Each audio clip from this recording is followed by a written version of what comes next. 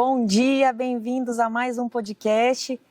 Com certeza o podcast mais especial da minha vida, o podcast que eu estou gravando com o homem mais importante da minha vida, com a pessoa que mais me inspirou, com a pessoa que mais me inspira, com meu melhor amigo, com a minha referência masculina de vida.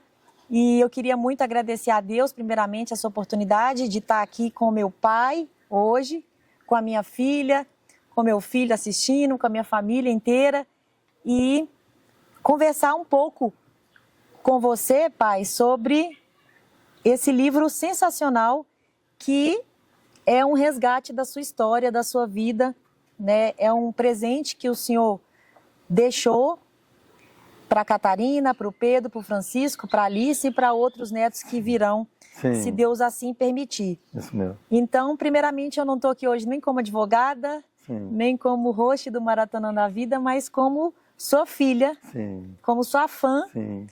e como sua eterna aluna e aprendiz. Sim. E com a minha filha querida e amada que participou desse processo de criação do livro, né? Então, a história do meu avô, ela começou de uma brincadeira, de um presente, Sim. né? E eu queria que a Catarina contasse um pouquinho, porque começou dela, Sim. né? E antes da gente começar para as perguntas, para a conversa, a Catarina vai falar um pouquinho como é que foi, tá bom? Começou quando a gente estava lá no shopping e aí a mamãe, ela disse bem assim, vamos na livraria? Eu, tá bom. Aí a gente tava numa parte assim, tinha um monte de livro. Eu, mamãe, olha esse livro. Aí eu mostrei um livro que ele se chama Vô Me Conta Sua História. Isso. Que ele tem perguntas de uma neta falando pro avô. Isso. Aí eu dei pra ele, pro meu avô. E ele preencheu o livro. Aí, quando ele terminou de preencher, minha mãe falou, vamos fazer esse livro virar um livro pra ler? Aí eu, vamos. Aí o vovô também quis. Aí foi assim. Entendi. Na verdade, meu pai sempre teve o sonho de escrever um livro, né? Ele já escreveu vários livros, mas nenhum tinha sido publicado. Então eu resolvi, o pré-aniversário dele era em agosto e eu queria dar esse presente para ele. Então eu peguei todo o rascunho do livro que a Catarina deu, né? Que era um caderninho, meu pai anotou tudo à mão, e aí nasceu a história do meu avô, né? Então, começando o nosso bate-papo aqui, pai, eu queria muito que o senhor falasse quem é o senhor, primeiramente, né? Antes de ser o escritor, né? Quem é o Carmino, pai, avô, marido, minerador, né, formado em mineração. Faz um resuminho aí da sua... Então, Catarina, bacana, esse pedacinho eu nem sabia do shopping lá. Sabe? Então, Catarina, esse livro é um livro muito, muito bacana, muito especial para a minha vida, sabe? Eu, formado em mineração, né, em Ouro Preto, e com isso aí eu vim, no início da minha vida profissional, cheguei em Paracatu, onde conheci a minha esposa maravilhosa, né, a Leila, e a partir daí começou a minha vida aí como pai, né? Então, Catarina, quando você me deu aquele livro, eu comecei a escrever, ficou aí quase um ano, sabe? Escrevendo todo dia à noite, sem pressa, aquele negócio, fui escrevendo e respondendo cada pergunta do livro, né? Que o livro é constituído de E o senhor perguntas. teve que correr atrás de fotos, documentos, Isso, né? aí eu comecei depois a olhar. A família toda participou. Participando. Aí eu peguei, escrevi aquele livro lá e bacana que todas as palavras desse livro são verdadeiras, porque eu tinha essa preocupação.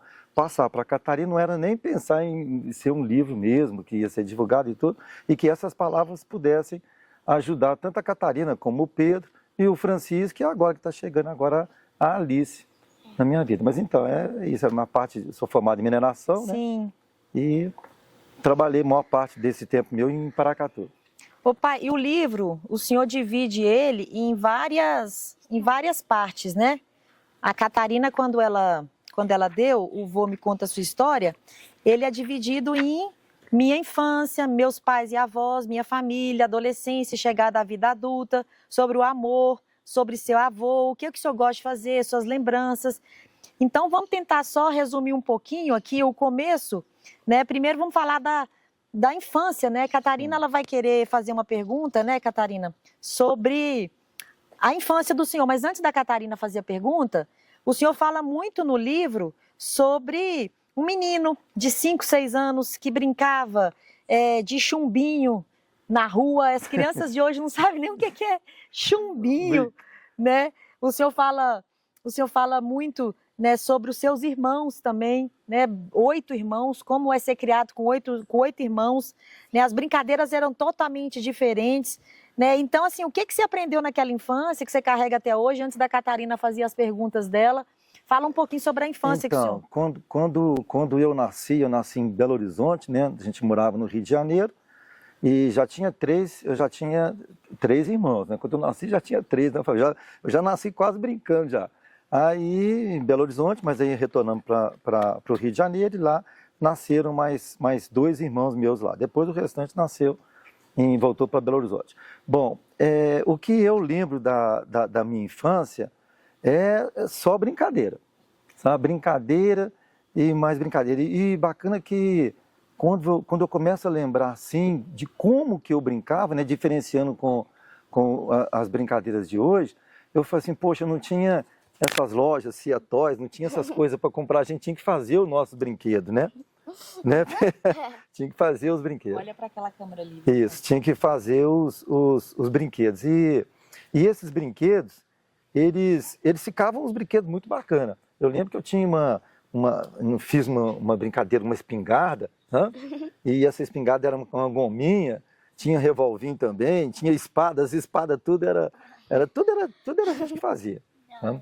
E a gente conseguia ganhar, a gente ganhava os brinquedinhos mesmo, era no Natal, na casa da minha avó, que aí vinha aqueles brinquedos, aquela brincadeira, aquelas metralhadoras que rodava assim, com luzinha, e aquilo ali, mas no dia a dia a gente fazia os brinquedos.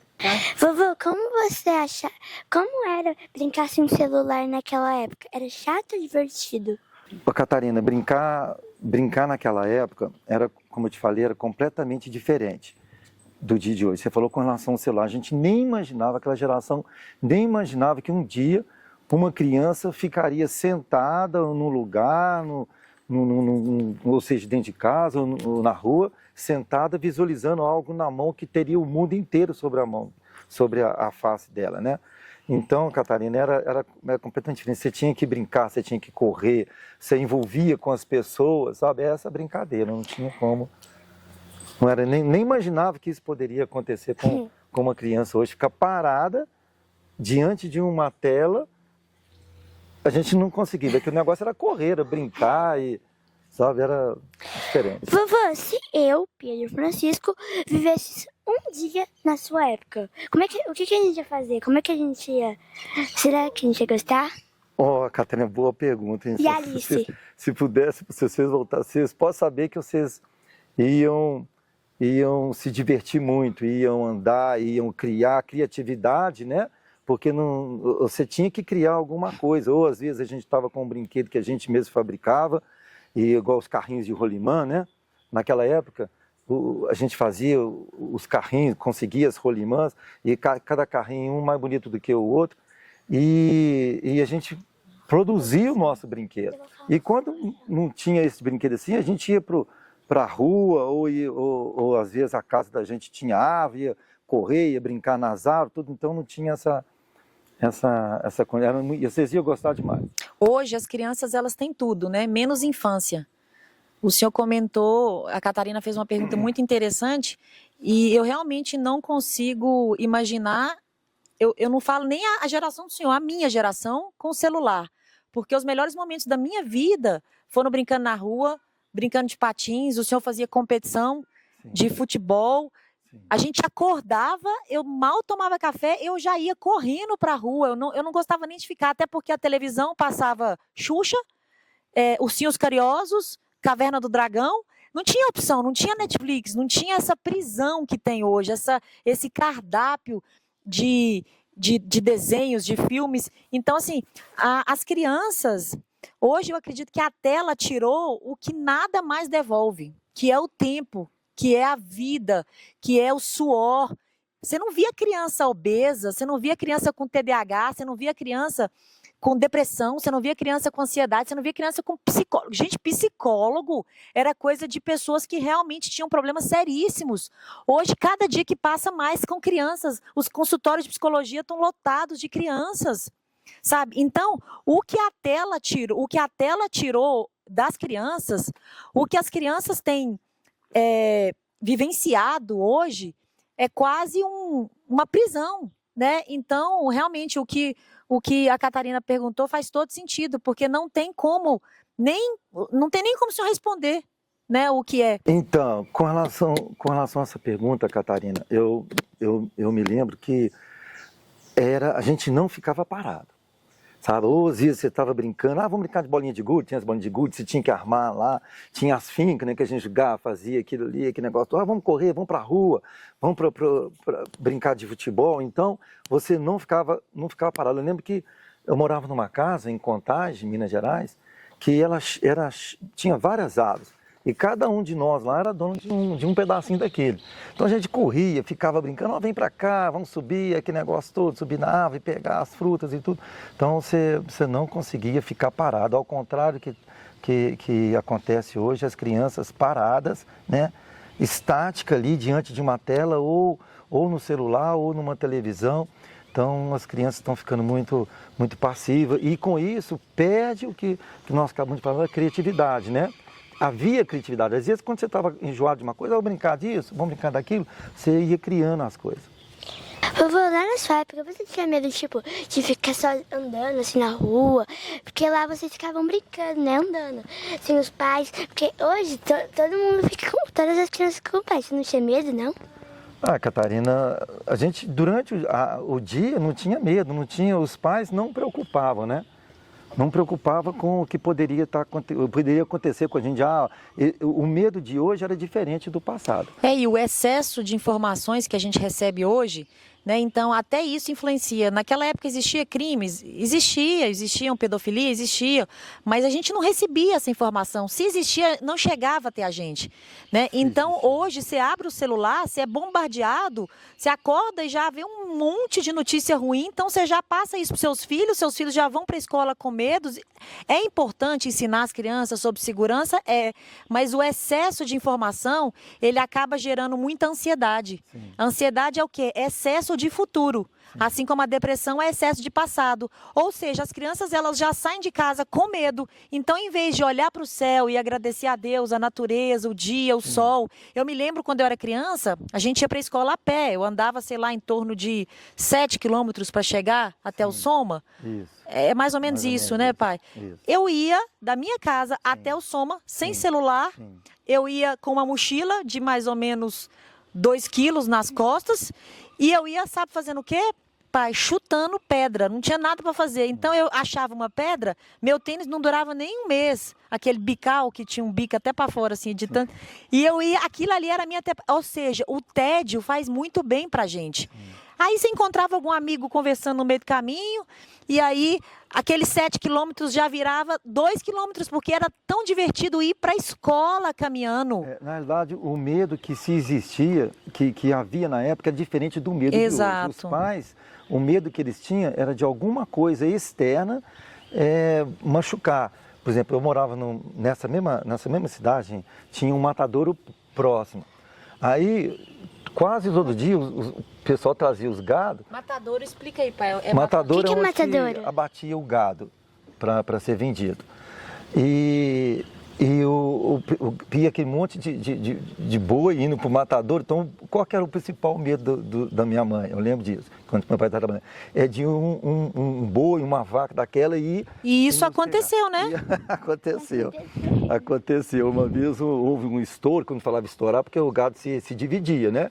Aí eu lembro que algumas vacas, não sei, vaca, boi, não sei, passaram dentro da casa. Entrou na sala e estão no quintal.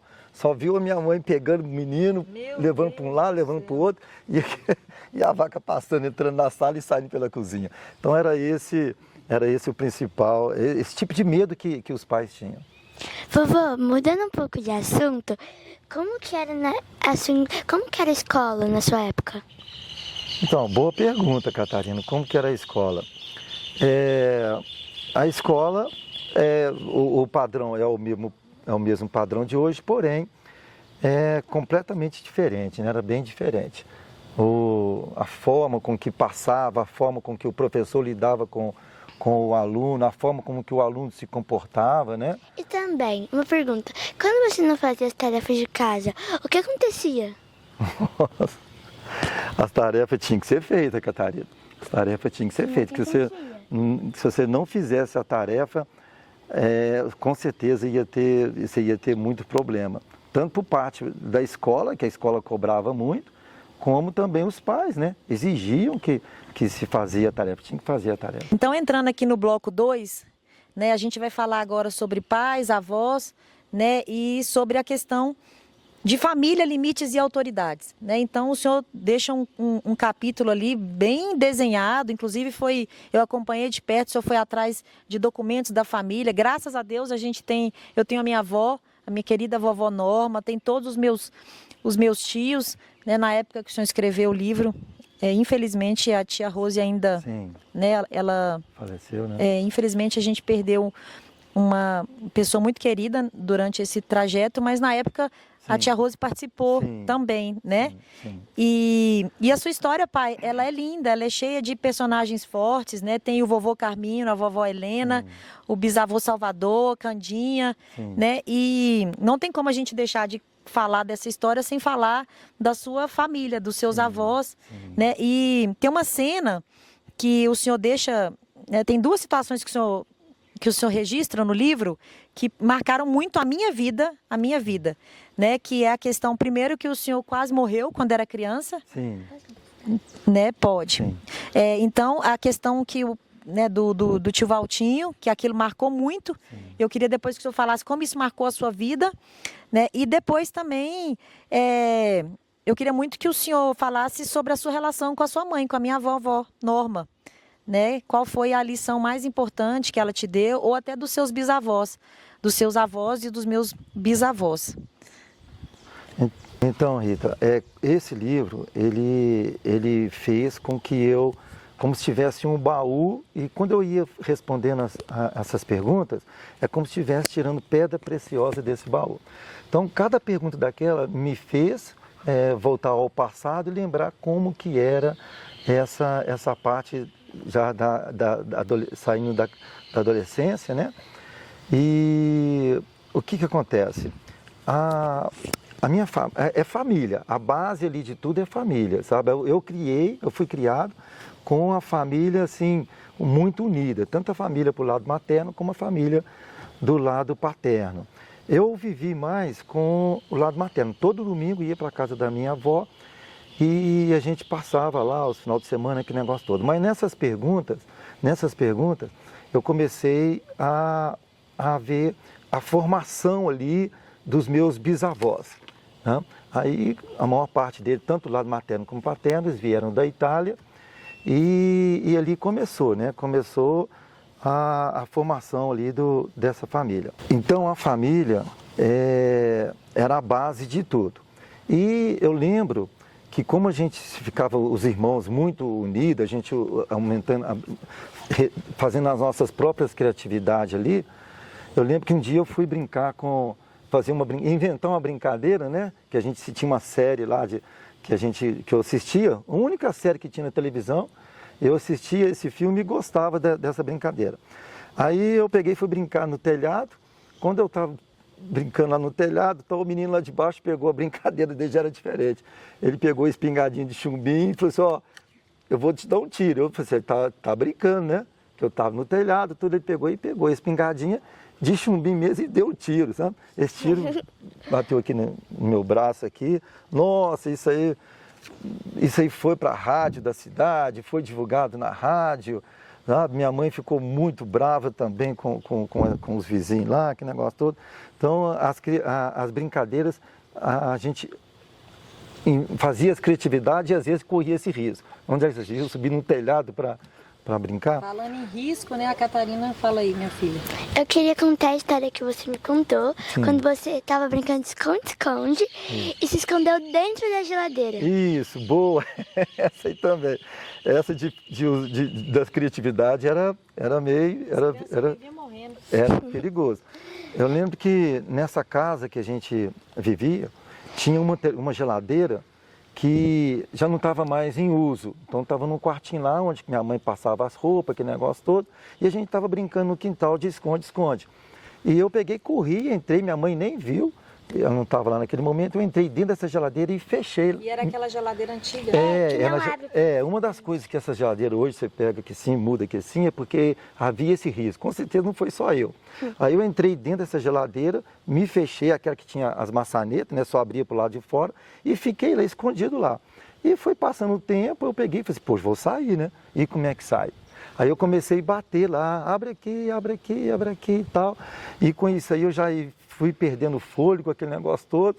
Aí que meu irmão Valtinho chegou lá e falou assim, mas espera aí. Quando ele abriu a geladeira, eu estava escondido, já tinha acabado a brincadeira, corri um risco de vida ali. E hoje eu tenho até muita gratidão pelo Valtinho, por aquilo ali. E também eu sei como foi essa situação, porque eu já fiquei presa assim, no banheiro da minha escola. É porque o banheiro que tava lavando lá, da escola mesmo, ele tava fechado, ele tava lavando. Aí eu fui no outro, um que era bem escondido, lá no fundo. Sim. Que ele estava mais limpo que o outro. Aí eu fiquei lá e eu me tranquei. Só que o problema é que a fechadura é dura, ela tava dura. Então eu não conseguia abrir de volta. Sim. E eu fiquei batendo. Só que ninguém passava por lá. Nossa. Aí eu fiquei um tempão, até que minha professora percebeu que eu tava demorando muito, que só podia ir um de vez no banheiro.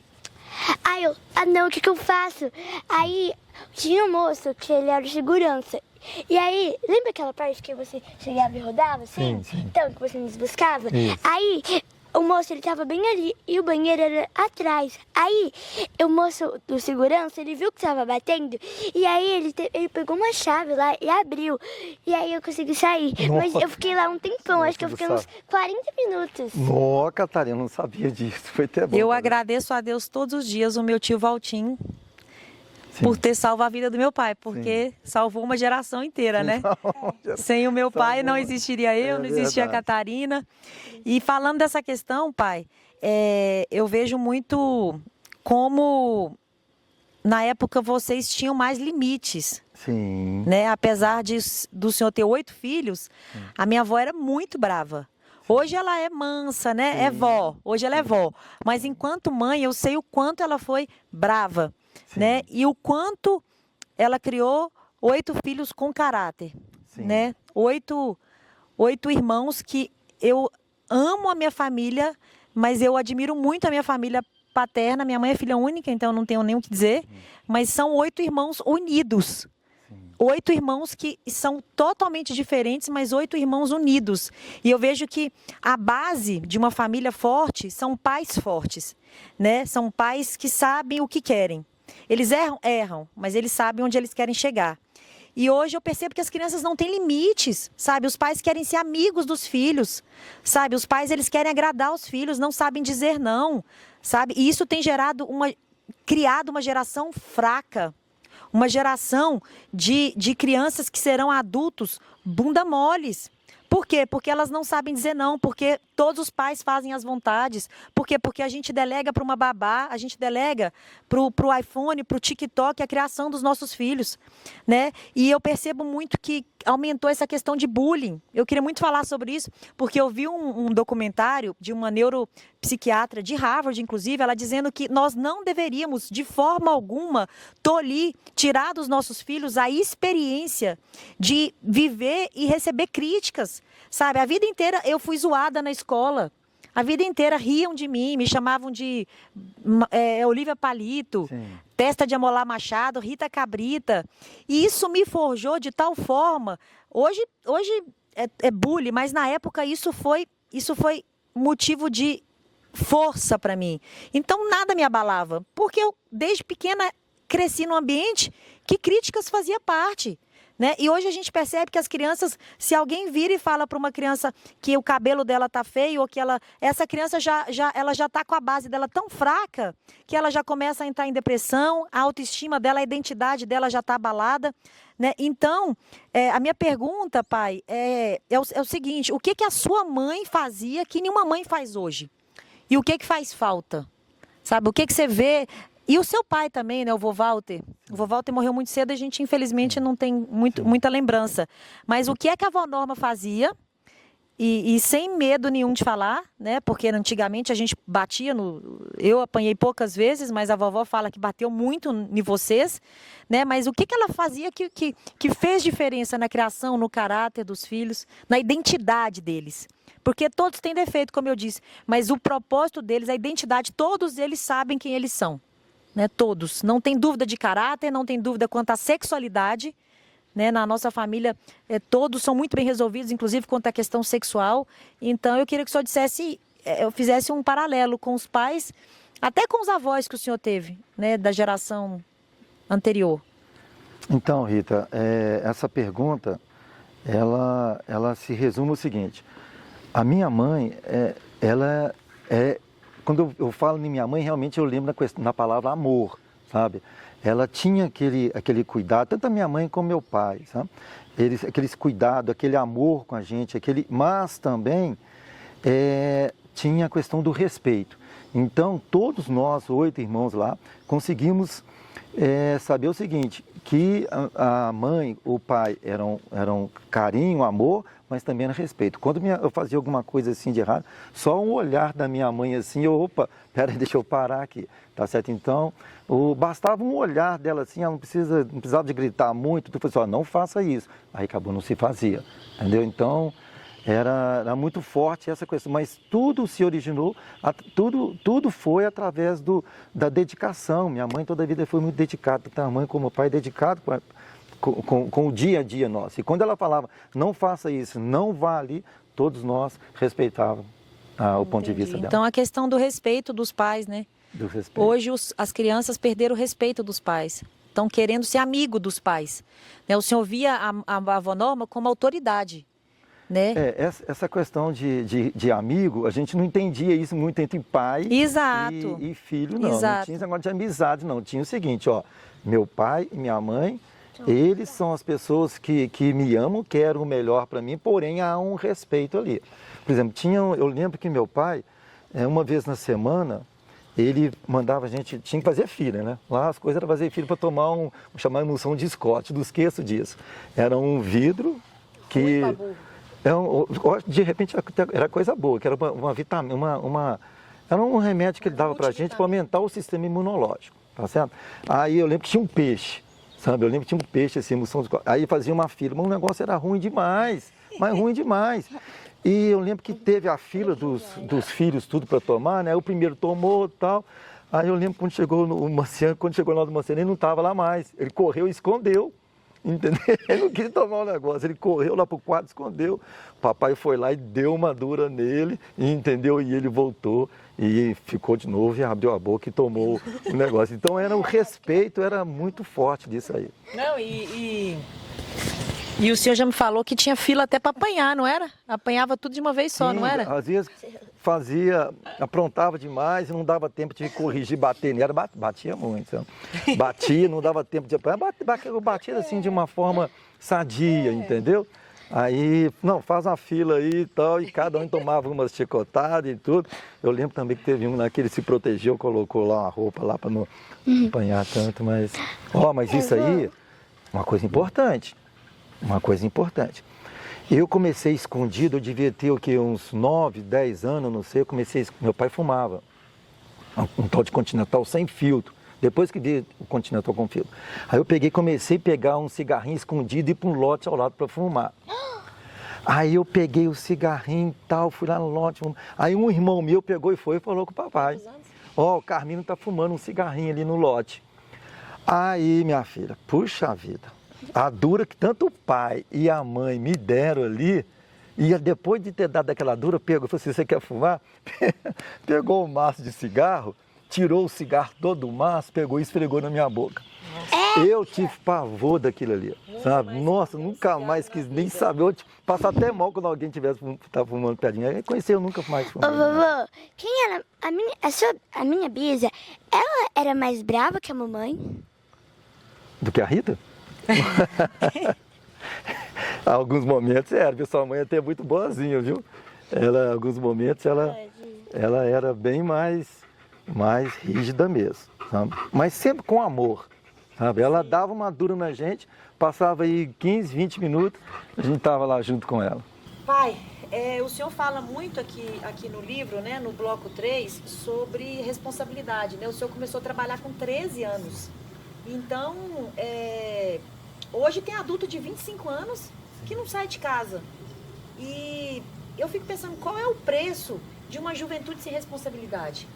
Né? A nossa geração, ela vai, a minha, né, que é de 85, eu já vi estudos já falando que a minha geração vai trabalhar dobrado em razão dessa geração nova, que não tem força, não tem garra. Então eu vou ter que trabalhar mais do que eu deveria, exatamente porque vai faltar profissional, né? É uma geração que está acostumada a ficar, que já está acostumada a ficar milionária com 15 anos. Não tem noção de requisitos como pontualidade, né? Subordinação, né? O senhor com 13 anos, o senhor começou a trabalhar como aprendiz, né?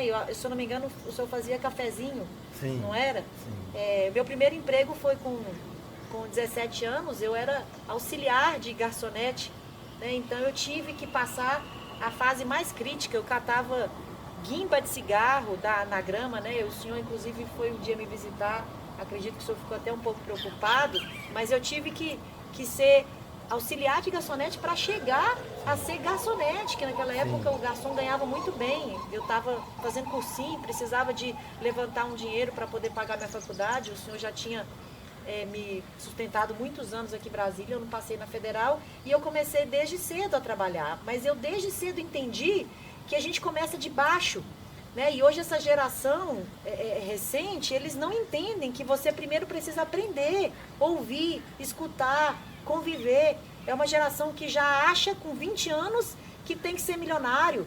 É uma geração que já acha que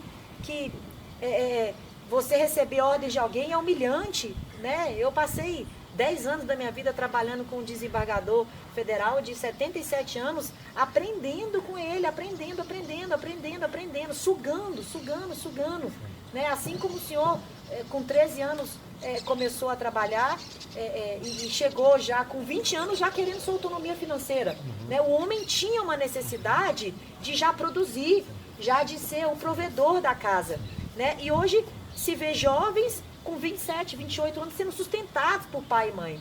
E aí eu acho que o erro está nos pais. O erro não está no jovem.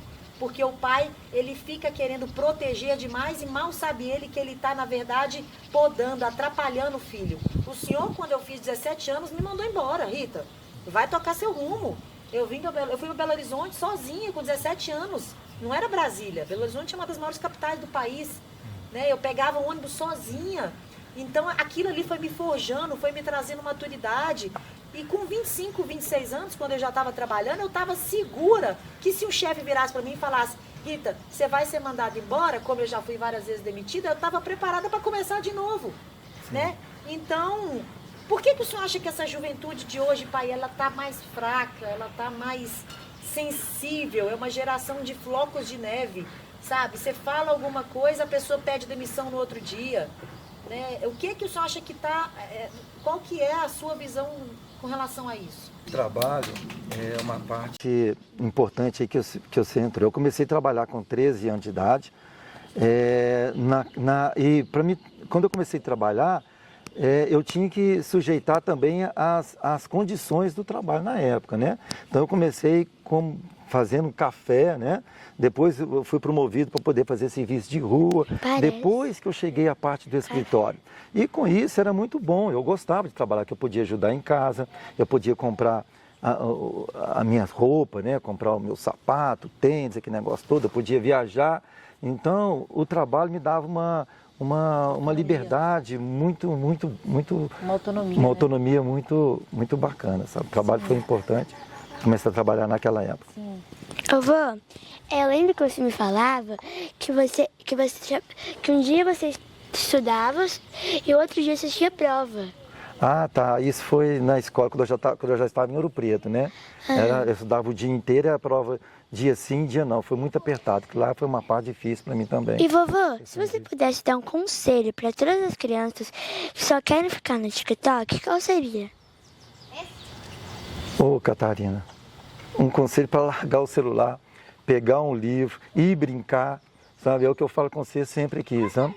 Larga isso aí, vai brincar, sabe? Larga o celular, larga essa Tranqueira, né? tranqueira aí. Então, Rita, o que acontece? Aí com essa parte eu comecei a trabalhar e tudo, mas com o trabalho, aí eu tinha 13 anos, né? 13, 14 anos, mas eu comecei a trabalhar e aquilo ali foi muito importante, que eu fui aumentando a minha responsabilidade. Então, com 14, 15 anos, como eu falei, eu já ajudava em casa, né? Pagando alguma coisa, ou uma conta de luz, alguma coisa assim, e meus irmãos Ou também. seja, o senhor já pensava que o senhor poderia adicionar Isso. e não sugar da casa. Isso, O senhor era sempre mais um para isso. contribuir. Contribuir, exatamente. O objetivo nosso era estar ajudando e não querer buscar a coisa própria para a gente, né? E com isso aí foi aumentando a questão da responsabilidade.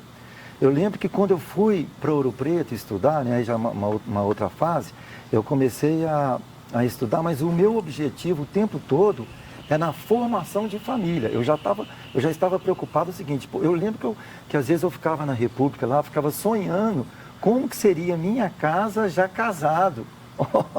Olha só, eu já pensava o seguinte, olha, eu vou ter no mínimo ali uns 3, 4, 5 filhos, eu quero minha casa com um quadro, eu quero uma casa assim e tal. Eu já fazia um pensamento já de família, da formação de família, tá? E hoje as pessoas estão indo no caminho contrário, né, pai? Estão querendo postergar, adiar o mais tarde possível um casamento, em razão de o foco ser pessoal, egoísta. Então as pessoas estão buscando cada dia mais o sucesso pessoal, financeiro. Então eu vou ficar rico. Quando eu tiver muito rico, aí sim eu vou casar, né? Isso. E adiando a questão muito dos filhos, mulheres cada dia mais sendo mães tarde, depois de 35, 36 anos, e os homens adiando muito a paternidade. Então eu tenho amigo meu de 38 que não está casado até hoje. O senhor com 38, eu já tinha 15 anos. Então, outro dia eu estava até conversando com uma pessoa, um profissional, aí eu peguei assim, você tem filho? Não, eu sou casado, eu tenho filho e tal. Poxa, já vai ter o segundo. Eu falei, não, eu e minha esposa resolvemos não ter mais filho para a gente viver a nossa vida. Exato. Aquilo ali, quando eu escutei aquilo ali, eu senti um baque. Sabe? Ele falou assim, poxa, ele falou que ele não quer ter mais filho para não atrapalhar a vida dele. Ele falou assim, eu quero continuar na academia, eu quero continuar nisso, tudo. Então, essa aí é uma grande diferença da geração de hoje para aquela geração minha. O meu objetivo era formar a família, era começar a trabalhar, por isso comecei a trabalhar cedo, né?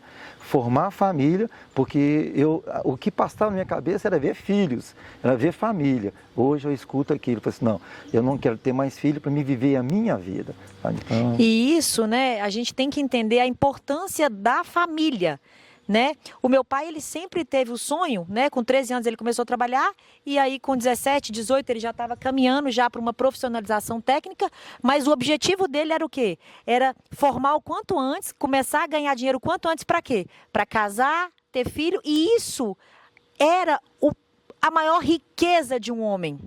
Isso era o objetivo, o alvo de um homem.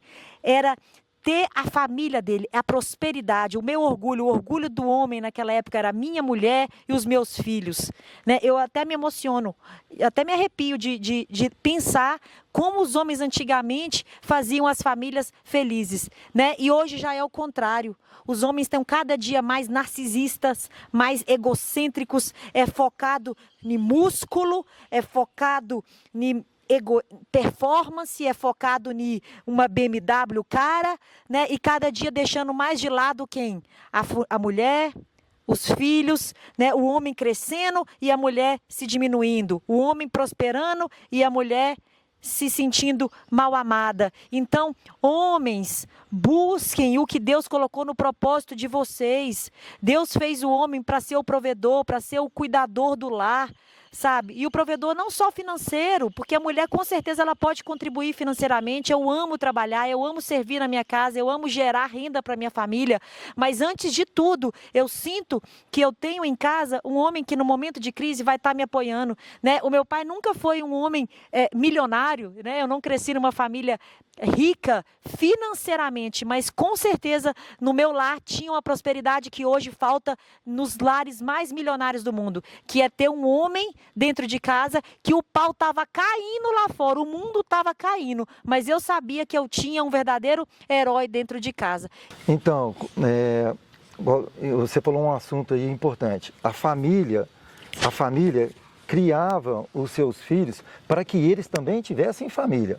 Sabe, um pai jamais ia imaginar que o filho dele ia casar e tudo ia partir para a vida dele sem constituir a família.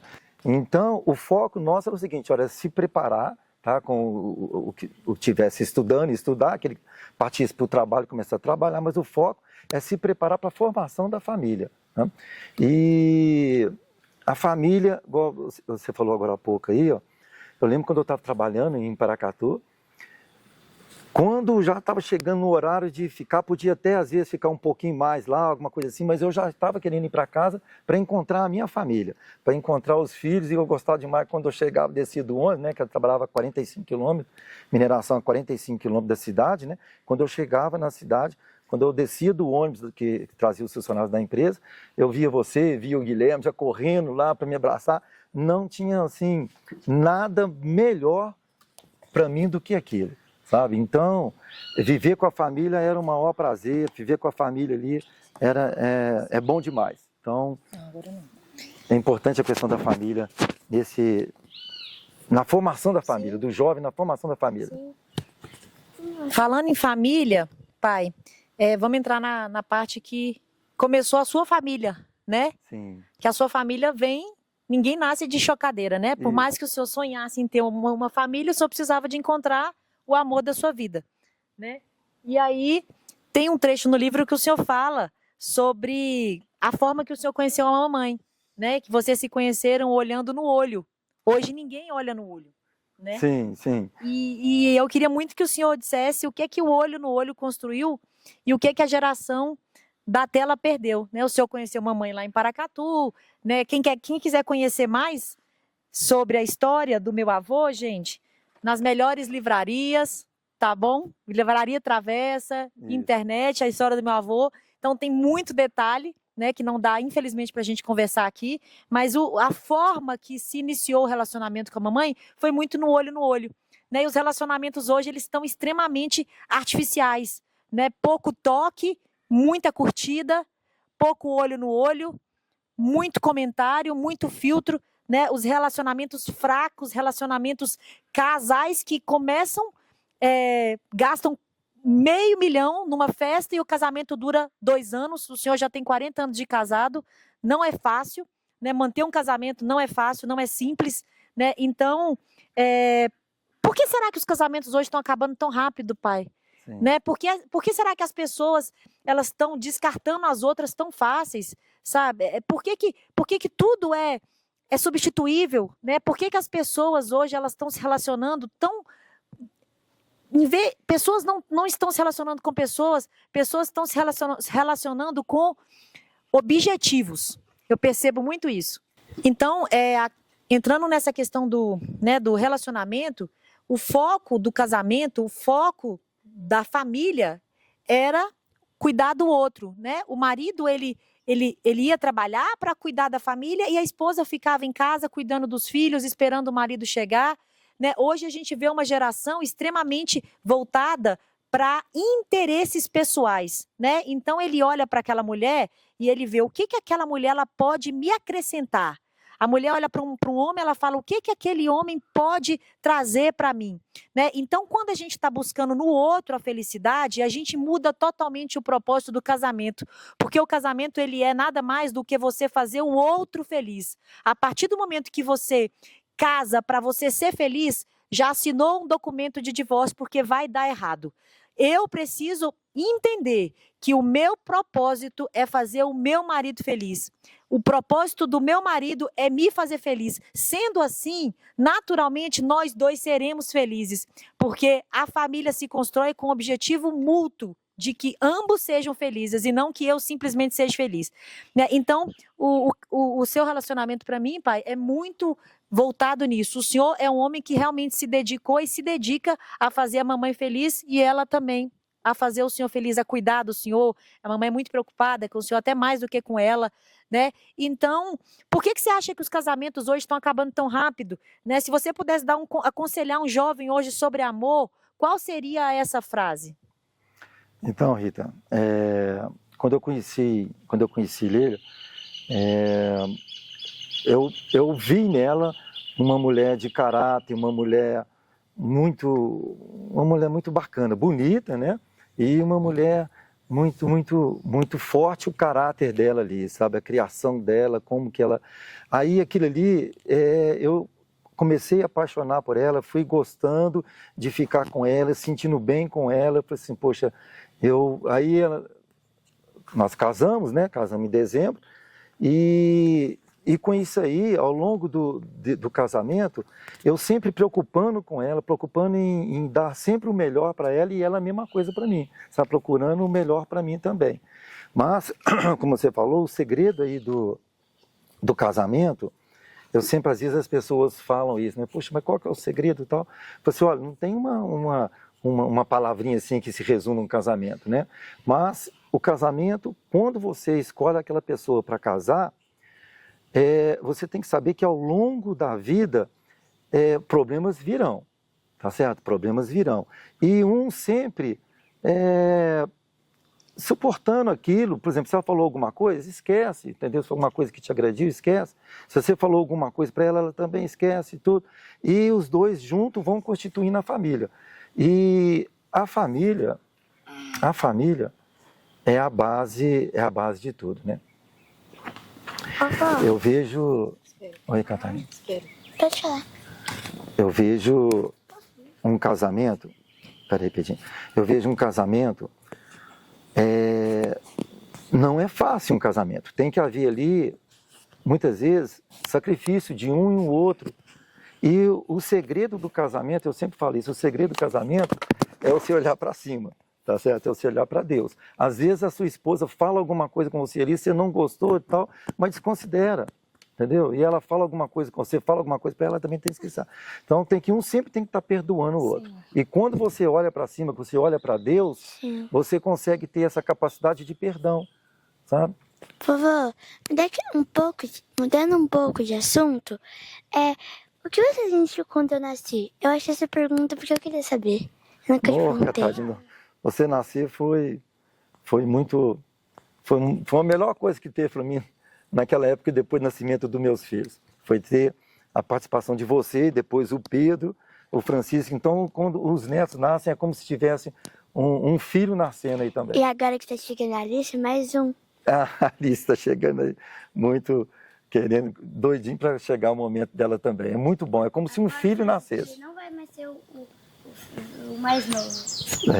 Agora eu vou ser o do meio. Você vai ser do meio.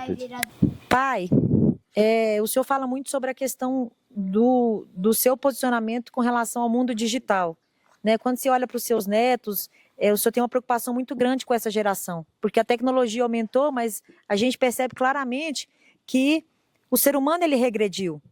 Né? Então, se o senhor pudesse tirar hoje algo da vida de uma criança, né, eu tenho certeza que seria o celular, né, que o senhor já falou várias vezes isso para mim. Né, e isso tem trazido muita ansiedade, muita fragilidade, muita falta de propósito. Né, eu nunca vi uma geração tão conectada e ao mesmo tempo tão vazia. Né, o celular está roubando a mente dos jovens. O senhor fala isso, que o celular está roubando a mente dos jovens. Né, e o que o senhor acha que exatamente foi roubado da mente dos jovens? Né, a tela, claramente, ela destruiu mais do que o corpo, né? As pessoas elas estão ansiosas, a gente sabe que as pessoas estão ficando obesas, né, pelo excesso de tela, mas eu percebo também que a tela ela tem roubado a alma dos jovens, a alma das crianças, a alma dos adultos, né? As pessoas elas têm se afastado, elas têm se desconectado de um mundo espiritual, elas têm se afastado do esse presente que Deus nos deu, do sol. Ninguém mais olha para o dia, as pessoas só olham para a tela, as pessoas estão com lordose, problema na coluna, excesso bursite no punho, exatamente pelo excesso de tela, né? E a sua geração não vivenciou isso, né? Então o senhor está vendo claramente o desenrolar dessa história, né? Sim. Uma geração que tem perdido o controle tanto dos relacionamentos, casais dormindo juntos com o celular na mão, né? O senhor tem percebido que as amizades estão se acabando porque ninguém mais conversa pessoalmente, as pessoas só conversam pelo WhatsApp, ninguém se encontra mais para tomar um cafezinho, né? E as crianças estão sendo o alvo principal disso, né? Então, do seu ponto de vista, quando o senhor diz no seu livro que o celular ele roubou a mente dos jovens, o que o senhor quis dizer exatamente com isso? Então, Rita, um assunto importante, polêmico, né? Que essa eu acredito que é a preocupação de muita família, de muitos pais, né? E é um assunto assim que eu fico assim até às vezes admirado. Essa semana eu estava fazendo minha caminhada, aí tinha um pai que estava andando com o filho dele. Eu calculei a idade da criança, eu acho que não tinha mais de 2 meses. Estava aqui assim nele e ele já estava com o celular para a criança. Ele estava caminhando e a criancinha estava aqui assim, e ele estava caminhando para a criancinha ficar assistindo já aquilo. Então hoje as crianças já estão nascendo já com o celular. O que eu vejo nisso? O principal é o seguinte, a passividade. A criança, ela começa a ficar passiva na vida dela. Ela pega um celular, fica ali, absorvendo, o cérebro dela começa a absorver aquele monte de informação, tá certo? E ela fica parada, ela não age. Ela só fica vendo. Quando larga o celular, ela tem que agir, que aí a vida continua. Ela já não consegue agir muito. Aí o que ela faz? Corre para o celular, que ali ela encontra paz na alma dela. Tá? Porque aquilo ali é muito fácil, né? Você ficar vendo ali, a pessoa fica tranquila, né? Mas quando ela larga, ela começa a gerar esse problema. O celular ele tá destruindo a família e principalmente as crianças. Muitos pais estão ficando atentos com isso aí, estão tirando o celular. O celular, por que na escola, por que na escola, quando você está estudando, pelo menos era assim, era aquele monte de problema, aquele matemática, aquela trigonometria, geometria, tal, aquele negócio todo. Para que, sendo que na vida profissional, você não ia precisar de tanta informação daquele? Eu lembro que tinha prova que eu fazia, que eu tinha que fazer umas 3, 4 provas ali só de conta, aqueles negócios todos ali. Mas para que a escola fazia tanto aquilo? Não só na matemática, nas outras matérias também, para quê?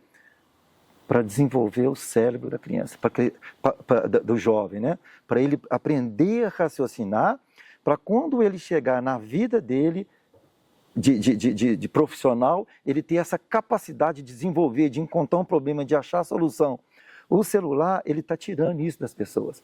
As pessoas ficam o tempo todo ali, as crianças ficam o tempo todo ali, elas não aprendem a se desenvolver isso aí, além de trazer a ansiedade, né? Porque aquele monte de coisa, não é só de criança não, adulto também. Ele está absorvendo aquele monte de informação, você olha, é guerra, tal, é isso, é aquilo, é aquilo. Antes, na minha época, para você ter uma informação, o que você tinha que fazer? Você tinha que pegar um jornal, comprar um jornal lá na banca, comprar um jornal, ou então no jornal, ou então na televisão, no Jornal Nacional, né? À noite você via um pouco da informação. Hoje não, aquele monte de informação no cérebro, tanto da criança como do adulto, está fazendo com que a pessoa comece a ficar ansiosa com aquele monte de informação. E hoje, vô, nem tem banca, nem tem lugar para vender revista, porque tá tudo no celular. Se você olhar, é só você ver, vai aparecer lá no Google, informações, vai aparecer o que você precisa. Você não vai lá, você não lê, você só pesquisa. Sim, exatamente. Como é que era? Você falou um assunto importante. Como é que eram as pesquisas antigamente? Eu tinha que ir lá na biblioteca, né? tinha que ir numa biblioteca, ou numa escola, ou em algum lugar assim, ir lá, procurar, pessoal, quero estudar sobre esse assunto aqui. Aí ela me levava lá, eu falei, esse assunto você vai achar aqui. Aí eu pegava aquele livro, começava a pesquisar sobre aquele assunto, e quando você ia pesquisando, você ia encontrando outras coisas. Hoje você digita ali alguma coisa e está aquela informação pronta. Então, resumindo isso tudo, é o seguinte, vamos falar das crianças, né? Elas estão ficando passivas, sem capacidade de agir, sem capacidade de raciocinar, e isso aí, com certeza, vai trazer consequências no futuro. E No futuro, vai haver uma diferença muito grande da sociedade. Vai haver aqueles que os pais hoje estão atentos, estão cortando, estão fazendo o filho correr atrás, tá certo? Estão fazendo o filho largar o celular, raciocinar, pensar, agir, brincar, correr, ter iniciativa. E aqueles pais que estão deixando os filhos ficar no celular, que é muito cômodo para eles, né? Você vê que o pai está ali, a mãe está ali, o filho está no celular, tá? O filho fica quieto. E essa criança, no futuro, ela vai trazer, vai ter um problema muito grande. Então, vai haver uma diferença muito grande dessa parte intelectual dos jovens, porque as crianças hoje, no futuro, eles vão ser jovens, homens, né? E o homem do futuro, ele precisa de ter a base hoje. Então, a criança hoje é a base que está se formando o homem do futuro. E como está tendo uma criança com a base fraca, por causa dessa questão, principalmente do celular, do estímulo, isso aí vai ter uma consequência grande no futuro. Eu vejo isso. eu vou. E também é muito raro você ver uma banca. Ontem foi a primeira vez que eu fui na vida. A gente tava tomando açaí e aí eu vi uma banca de revista, tava assim, banca de revista. Aí eu falei, pai, vamos lá pra eu ver. Aí ele, vamos. Aí, quando a gente chegou lá, gente, o que é isso? Aí apareceu uma banca de como plantar, uma revista de como plantar. Aí eu, pra que revista pra plantar? Aí ele, uai, antigamente você tinha que ir lá, pegar a revista e ler, né, aprender. Aí a gente também viu jornal, e meu pai disse bem assim, naquela época as pessoas acordavam e elas já queriam ver as notícias. Aí elas iam na banca e pegavam. Mas é muito raro ver banca hoje. Não tem hoje. Aí é só você abrir o celular. E aí a gente viu um monte de revista lá, um monte de livro que eu nem sabia que existia. Você vê isso. Antigamente era assim, Catarina. Ou seja, né, quanto mais informação, mais a gente desaprende. Quanto mais conteúdo, mais a gente regride, né? Então, talvez a melhor forma hoje de salvar essa geração é os pais realmente tendo um pouco de consciência que o que aparentemente está ajudando naquele momento, ou seja, você está num restaurante, você dá o celular para você comer, mas naquele momento você está conseguindo comer em paz, mas mal sabe você que você está atrapalhando o seu filho de comer em paz no futuro, que provavelmente essa criança que hoje precisa de tela para comer, ela não vai conseguir sentar numa mesa e conversar com o adulto, ela não vai conseguir saborear a comida.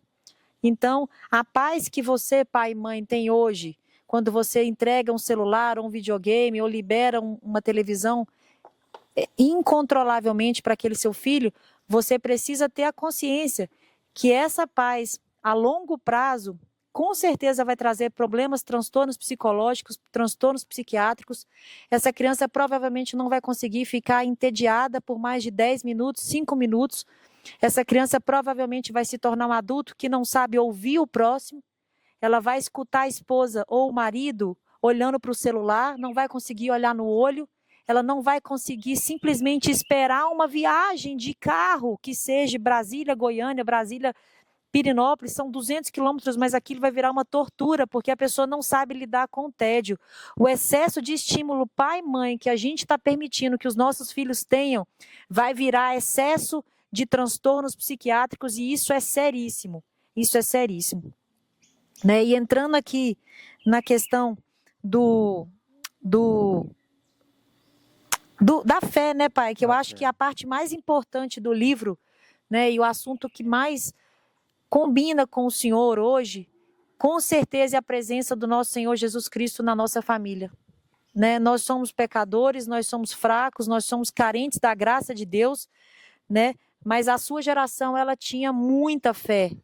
Hoje a nossa geração, ela tem influenciadores. A nossa fé hoje, ela está muitas vezes, e eu digo isso até com relação aos cristãos, até quem está dentro da igreja.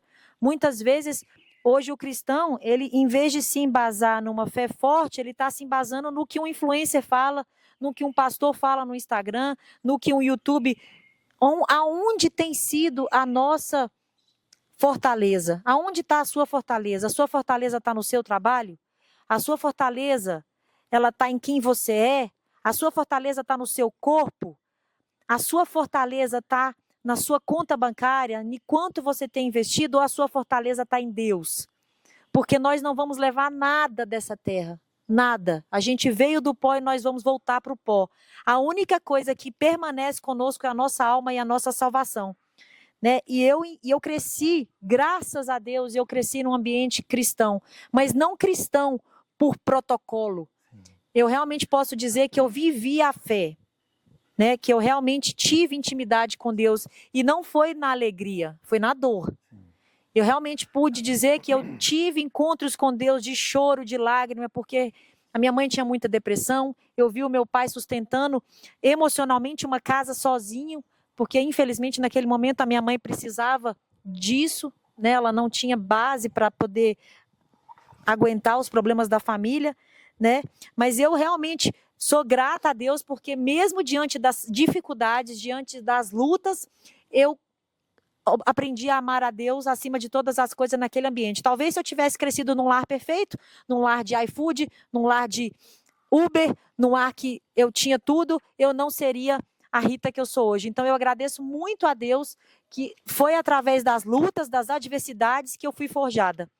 Então eu queria muito que a gente pudesse conversar aqui, pai, sobre essa questão de fé, né? Porque o Senhor sempre teve, né? Eu acredito que o Espírito Santo sempre incomodou esse vazio que nós sentimos na nossa alma, que é o Espírito Santo batendo na nossa porta e o tempo inteiro dizendo: me busca, me busca. Nós não vamos preencher esse vazio em nada. Eu falo que dinheiro nenhum. Você pode ganhar 100 mil hoje, que amanhã você vai querer 200 mil. Você pode estar com um corpo lindo, que amanhã você vai querer ter um corpo mais lindo ainda. Você pode estar se sentindo a pessoa mais culta. Nenhum conhecimento, nada nesse mundo vai ser superior à alegria da graça, da presença do Espírito Santo na nossa vida, né? E o Senhor sempre sentiu essa necessidade, né, pai, de buscar algo maior, né? E o Senhor sempre teve essa, desde pequenininho, né? Sim. Conta um pouco sobre essa questão aí da fé, porque realmente isso aí é o que define o Senhor hoje, né? Sim. Então, Rita, esse assunto aí, ó, é um assunto, é o mais importante, né? Porque a fé é que vai dar condição da pessoa viver nesse mundo, passar pelos problemas que acontecem na vida da pessoa, né? E o mais importante, a fé dela que vai fazer com que ela tenha salvação da alma dela, sabe? Que é o mais importante na nossa vida, né? Tem um versículo, 1 Tessalonicenses, eu lembro de 1 Tessalonicenses, capítulo 5, versículo, parece que é 23.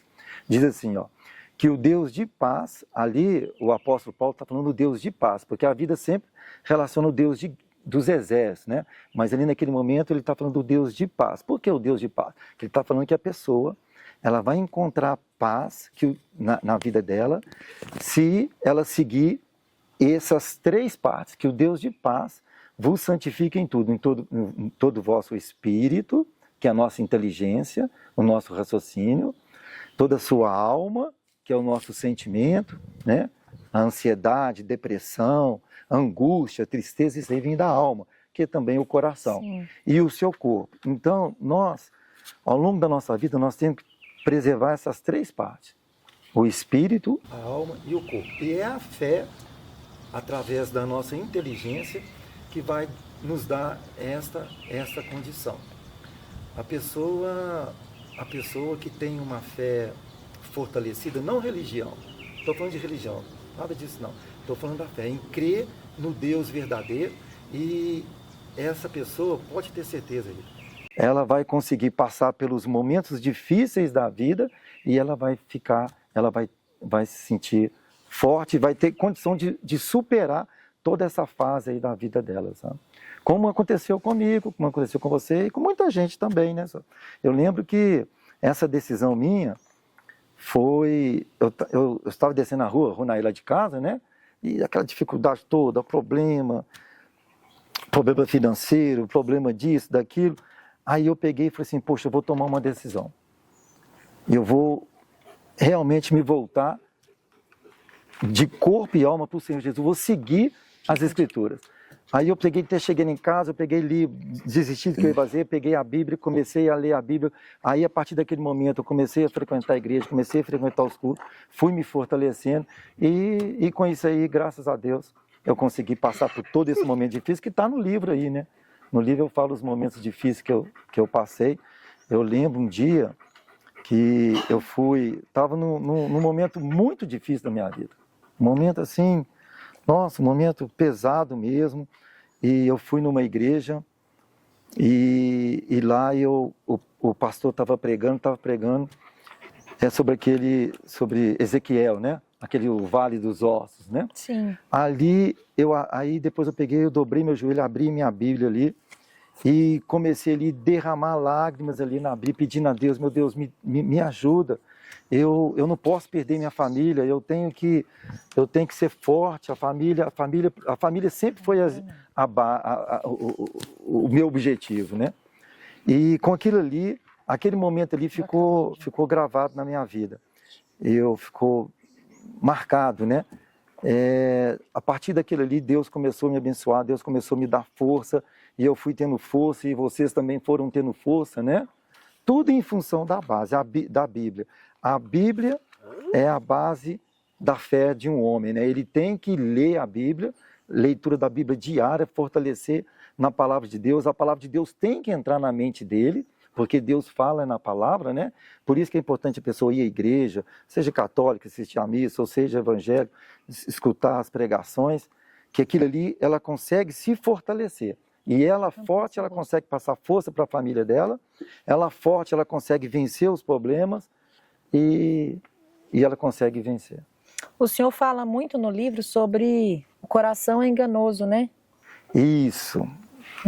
Isso mesmo. E isso que o senhor fala é muito interessante, porque hoje a sociedade, a população, ela vive praticamente esperando sentir. Ela vive pela emoção, né? Exatamente. E eu cresci com o senhor falando para mim, Rita, haja sempre com a razão, né? E isso tem sido a maior força da minha vida. A maior dificuldade é você querer fazer uma coisa, sentir que você quer aquilo, muitas vezes, até desde um simples doce que a gente quer comer, até uma decisão importante que a gente precisa tomar. A nossa emoção, ela 99% vai levar a gente para o caminho errado. A grande diferença de pessoas com sucesso e pessoas fracassadas é exatamente se a decisão dela foi pautada na emoção ou se ela foi pautada na razão. É óbvio que a gente precisa de ser um equilíbrio, não dá para você ser um robô, mas decisões importantes elas devem ser tomadas com base na razão. E realmente isso que o senhor fala é muito importante, porque o Espírito Santo de Deus, ele fala com a gente através da nossa consciência. O coração, ele é enganoso, porque o coração, ele deseja a carne. O coração, ele quer dar prazer para a carne. E a carne é o pecado. Sim. Né? Se a gente escutar nossas emoções, nós não vamos ter um casamento de sucesso, nós não vamos ter uns filhos de sucesso, nós não vamos ter uma vida de sucesso. Porque uma vida de sucesso, ela é forjada, ela é formada em decisões que são feitas na razão. Ou seja, amar a Deus sobre todas as coisas, e amar a Deus significa renunciar à própria carne. Amar ao próximo significa o que é amar ao próximo? É eu fazer o meu marido feliz, fazer a minha casa feliz e os outros mandamentos que não são menos importantes, mas esses dois, Jesus disse que nisso se resume toda a Bíblia. Amar a Deus sobre todas as coisas e amar ao próximo como a si mesmo. E se a gente cumprir esses dois mandamentos, não tem como fazer isso com base na emoção. Porque a emoção, ela quer o quê? Sim. Uma pessoa todo dia, um relacionamento sexual a cada ano. Sim. Ela não quer uma vida entediada. O que que a carne quer? A carne, ela quer viajar, a carne, ela quer degustar, a carne, ela vai levar a uma saúde ruim, a carne, ela vai levar a noites e noites sem descanso, né? E amar a Deus, eu falo que, no fim das contas, Pai, a diferença de um cristão e de um ateu. Sim. Um cristão, eu sou muito feliz nas minhas escolhas hoje. Sim. Assim como o ateu é feliz. Sim. Eu sou muito feliz com o meu marido que eu casei hoje. O ateu também é. Sim. Eu sou muito feliz com a minha fé, com o que eu acredito hoje. Eu sou muito feliz de viver a palavra de Deus. Qual é a diferença minha e do ateu hoje? Sim. Aqui na Terra nenhuma, porque ambos são felizes. Ambos escolheram. Um ateu convicto, ele é feliz com as escolhas dele. A diferença é que, se eu tiver certa, o ateu está perdendo muita coisa. Quando eu morrer, a diferença é exatamente essa. Eu tenho um legado para frente, que é a minha salvação, né? Então, eu queria muito finalizar o podcast de hoje, Pai, que o Senhor dissesse uma frase, ou o que o Senhor poderia deixar para a Catarina, porque o livro é a história do meu avô. Então, o Senhor, como avô, deixar para a Catarina, para o Pedro, para o Francisco, para a Alice e para os outros netos que virão, o que o Senhor acredita que é a coisa mais importante, que, se o Senhor amanhã morresse, o que o Senhor poderia deixar para os seus netos ouvirem daqui 20 anos? Sim. Então, Rita, se eu pudesse, com poucas palavras, deixar um legado para ela e para quem está nos ouvindo também, eu diria o seguinte: viva com uma fé inteligente. A fé, ela tem que ser uma fé inteligente. E, com isso, essa fé inteligente vai fazer com que você consiga, no final da sua vida, levar a sua alma, que é o seu maior patrimônio, para o reino de Deus. Agradeço, vovô. Se eu pudesse, vou te fazer um exemplo aqui, rapidinho aqui. Imagina a sua vida, Catarina, como se fosse um avião. Está sendo uma viagem. Qual que é o destino? Essa viagem? A viagem é a nossa vida, tá certo? Vamos fazer de conta que você vai para um destino. O avião, a parte do avião mesmo, é o corpo. Você tem que cuidar do corpo, porque você tem que cuidar do corpo direitinho. As pessoas que estão lá dentro do avião, elas podem se comparar com uma alma. As pessoas têm um sentimento. Então, o maior patrimônio que um avião pode levar ali e transportar são as pessoas, que é a nossa alma. Então, a nossa alma é o nosso maior patrimônio. O copiloto é o seu espírito, o espírito com letra minúscula, né? É o seu espírito. E o piloto, vamos dar um exemplo aqui, seria como se fosse o Espírito Santo. Então, você deve ter o Espírito Santo, porque é o Espírito Santo, o Espírito de Deus, que vai falar com o seu espírito aquilo que você deve fazer e que você não deve fazer. Fazendo isso, você vai ter uma vida melhor, você vai ter uma vida mais alegre, você vai errar menos, tá certo? Então, Catarina, se eu pudesse deixar uma frase para você, uma palavra assim, ó: viva, tenha uma fé inteligente e, acima de tudo, cuida da sua alma, porque é o nosso maior tesouro, nosso maior patrimônio. E o que as pessoas irão falar com você ao longo de sua vida, você desconsidera, tá? Você desconsidera. Você imagina o seguinte, vamos dar um exemplo da Rita. Ou você mesmo, você levanta, coloca a sua roupa toda bonita, aquele negócio todo, vou passear. Você vê o que é a questão da alma. E isso vai encontrar ao longo da sua vida. Aí você fica toda bonita, tal, aquele negócio todo. Quando você sai, uma pessoa chega e fala assim com você: nossa, mas esse vestido não ficou bom para você. Você não está bem desse jeito. E você estava alegre agora há pouco. Com aquela palavra, você começa a sentir triste, chateado. O que é isso? Isso é a alma. Então, se essa pessoa falou alguma coisa disso com você, você desconsidera. Você está amarrado, eu estou bonita. Então, ao longo da sua vida, o que você escutar que for atingir a sua alma, tocar em você, tocar no seu... Quando eu falo alma, estou falando de sentimento. Tocar no seu sentimento, você desconsidera. A vida é assim, desconsidera e olha para frente e pensa. E por isso que a inteligência, você, não, eu estou bem, eu sei o Deus que eu sirvo. Então, se eu pudesse te falar uma coisa, eu falaria isso.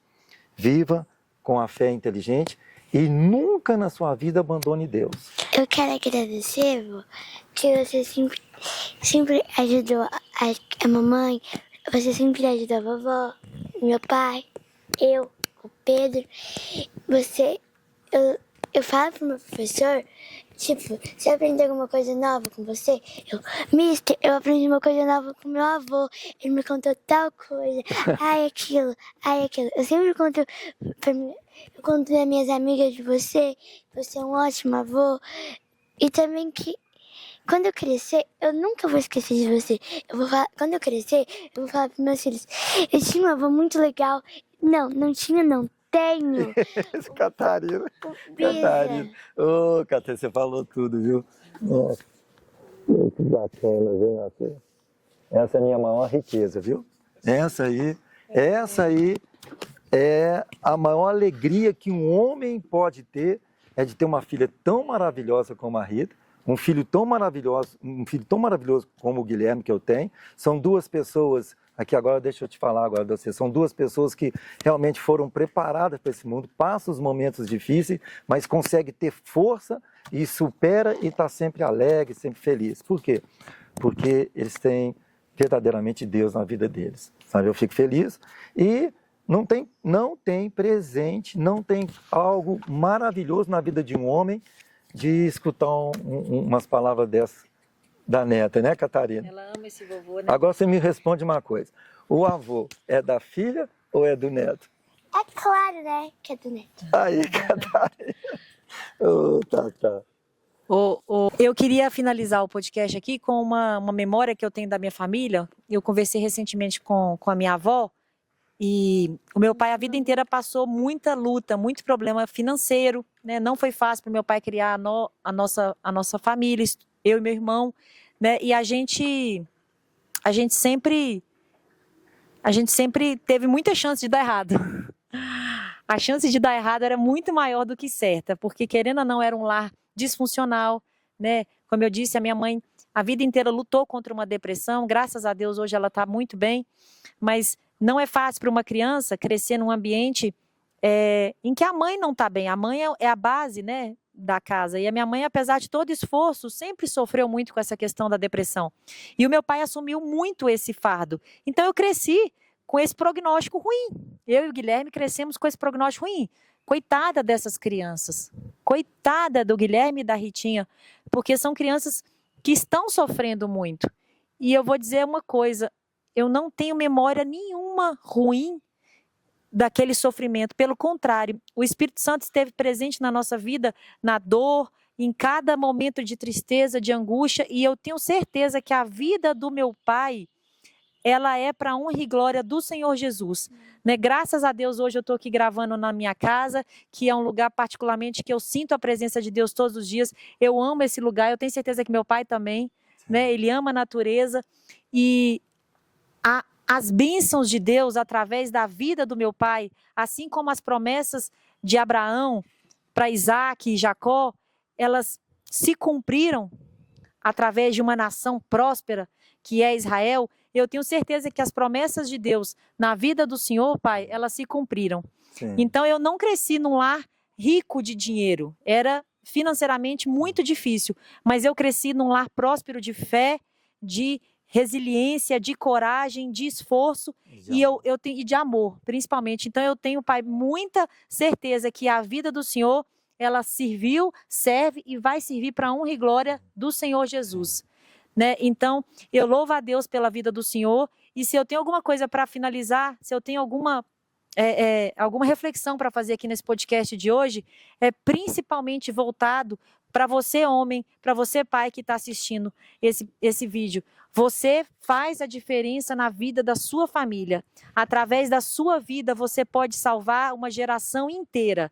Você pode salvar netos, bisnetos, gerações que você talvez nem imagina. Não desista da sua família, mesmo que as circunstâncias elas aparentemente sejam ruins, mesmo que a dor, o medo, a angústia se apegue na palavra de Deus. Se apegue na esperança e na fé de que Deus tem planos para você, para sua família, assim como Ele teve na vida do meu pai. E eu tenho certeza que hoje Ele está colhendo os frutos de choro, de lágrima, e hoje Ele está colhendo 1000 vezes mais em alegria, em prosperidade, tanto emocional, física, como mental.